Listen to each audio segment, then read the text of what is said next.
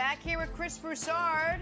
We are talking about the breaking news this morning out of the NBA. Anthony Davis close to finalizing a 5-year, $190 million extension with the Los Angeles Lakers. Davis's deal coming not even 24 hours after LeBron and the Lakers agreed to a 2-year, $85 million extension. Probably just a coincidence. So both Lakers stars now aligned for the next 3 seasons in L.A.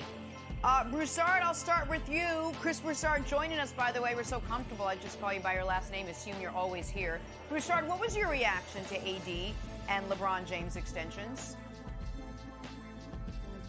Look, it's great for the Lakers. My reaction was kind of ho-hum. Like, I expected this.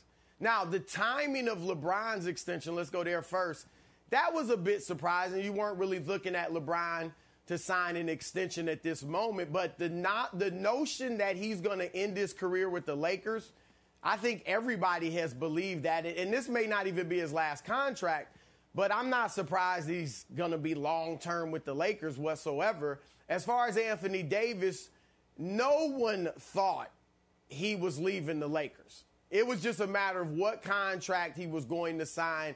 And if you know the history of clutch management, then they take their time and they look at every single option. Is it advantageous to do a 1-year deal or a 3-year deal, 5-year deal, whatever the case? Obviously, they went long-term in this case, but it's not surprising that he's staying with them. What this does, and I never gave any credence to the notion that Giannis Antetokounmpo was joining the Lakers.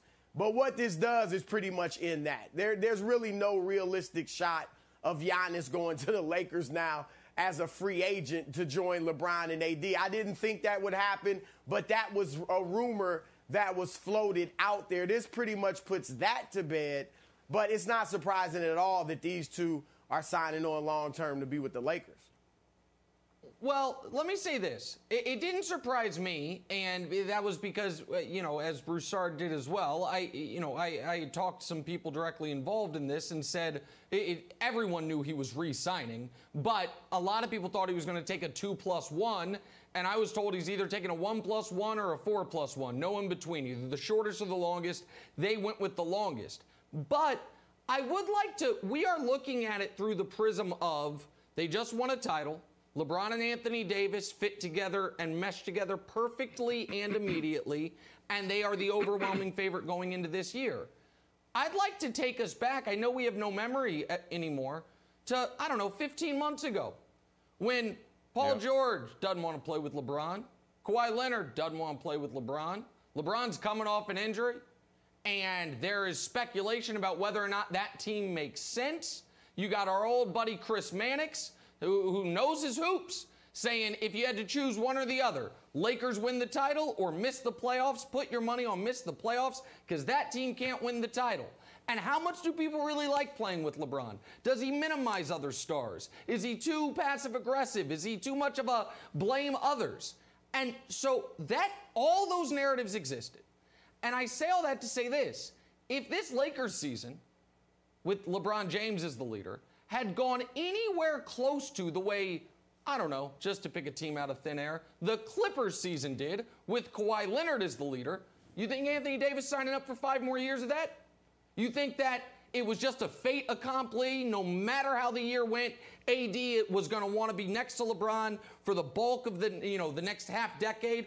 Or was it because it worked so well? Was it because there was such that familial team environment pre-restart, during the stoppage, and post-restart in the bubble? Was it because not only the best player in the league, but the best leader in the league did everything necessary to make it clear, while I might have the car keys right now, AD, one day I will hand them to you, and I might even hand them to you in Game 1 of the NBA Finals. I might even hand them to you in Game 2 of the NBA Finals. I trust you that much. So it was not always going to be, of course this works, of course they win the title, of course Anthony Davis signs for the maximum extension. Part of that was the work that LeBron and those other players did in building up the team last year, Brandon, to making this feel like an obvious move to the rest of us upon hindsight. Yep. You know what I think is interesting, Broussard? The Clippers play in L.A. too. But would we be shocked if in 2 years, 3 years, Paul George is not there and Kawhi is not there either? Like, it's got the same weather, but there's a franchise and deep roots of the Lakers organization that makes them more special than the Clippers. It's just the way it is. And I know the Clippers are your team. Don't get too mad at me. But They're Nick not also my mentioned team. something else in the last block. My goodness. You're a lifelong Clippers fan. Let me end that narrative right now. when they had like the sailboat logo. And any event, Nick, you mentioned something interesting, but I'll get Broussard's take on it. That they're a nice destination. Ring chasing is sort of the pessimistic version, but looking for to start my final chapter. Like, and you know what? Then I'll go to the Lakers. And we've seen it not work with Karl Malone and Steve Nash, but it felt like it worked with not his final chapter, but like, I'm going to go to the Lakers. This is a box I want to check on my NBA career. And I think that's the secret sauce that kind of pushes them over the top. Well, look, the Lakers are the best franchise in the NBA. And I know Boston, you know, they've got the championships and all that, but the Boston hasn't been a dominant franchise since Bill Russell left. Now, they obviously had the Bird era, and then they won one championship with the last big three. But they haven't been great. They've been a pretty good franchise since then. The Lakers, every decade, 70s, 80s, 90s, 2000s, they've been great every decade. And so the Lakers are what the Lakers. I mean, and even what Nick was saying with LeBron, and you're right, LeBron did a great job of creating an environment that AD wanted to stay in. I think I've always said this is the reverse of Magic Kareem, right? Kareem was the superstar MVP when Magic got there, and then Kareem was able to age gracefully, and it became Magic's team, and he helped carry Kareem to a longer career than we ever expected. And I think the same thing can happen here. LeBron will probably be the best player on the Lakers this season, and then this will probably be the last year of that. Then AD becomes the best player 2 years from now. And this gives AD more time to observe LeBron, to learn from LeBron. How do you lead a team? How do you become more of an alpha, which AD is not naturally? And I think by the time he's the best player on the team, he will be ready because he will have learned from LeBron. And LeBron will still be like a top 10 player in the league, so they'll be in position to win more championships.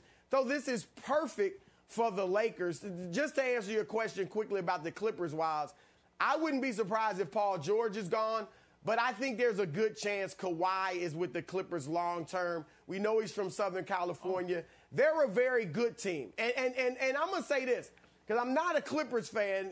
I got to make that clear. I grew up more of a Lakers fan. The Lakers should be the clear favorite going into this season. They are. They're my favorite going into this season. But do not sleep on the Clippers. Yes. Don't think the Clippers don't have a shot. Thank you. We're back. Yes. Don't think the Clippers don't have a shot. I'm just they got no shot. They got no shot. Don't think they don't have a shot. All the issues they had last year, they have again. They have no shot. But today is not a day we talk about a barely relevant team. Today is a day. Oh, it fixes everything. Of course, he's actually going to help Kawhi Leonard move, so he's not a 3-hour drive from the airport. It's nice. It's definitely happening. But let's talk about a more important team. First of all, I'm very glad. I want to support Chris Broussard in one thing. I'm very glad Broussard's setting the record straight on the myth of the Celtics. You won 11 championships with Bill Russell. You have 6 since then. You have 1 championship since the fall of the Berlin Wall. Zip it, Celtic fans. You're not in this discussion. Now, as far as what we're discussing with the Lakers, here are the other things that I think are absolutely now not just like mind thought exercises, but legitimate points of discussion. If I had to ask you right now, you have to pick one of the following. LeBron James, in the rest of his career, only gets 1 more ring, or he gets 3 more rings. What's more likely? If we set the over-under at 2, so 2 is a push. Wilds, you would say 1. Okay, Broussard, if I said 0 more rings or 2 more rings, What are you picking? 2. He never wins another one, 2. or he ties my. Okay, there you go. All right, so you think your guess would be 5, but if you had to go 6 or 4, you'd land on 6. Here's the other thing we now know with LeBron's extension. LeBron guaranteed something that I don't know if people care about, but I know he does. He now passes Kareem in scoring in a Lakers uniform. He passes Magic in assists in a Lakers uniform. He's going to need about 2.5 years to pass Kareem, about 1.5 years to pass Magic, and a little more than that to move into third all-time in assists. He does all of that in a Lakers uniform. That's what his extension means, and he does it while they're working on a three-peat. That's what Anthony Davis's extension means, so it's all good. And guess what? Thanks for watching. Subscribe here to get the latest from the show. Also, be sure to check out more of the best clips from First Things First, or go watch a few segments from our other shows on FS1.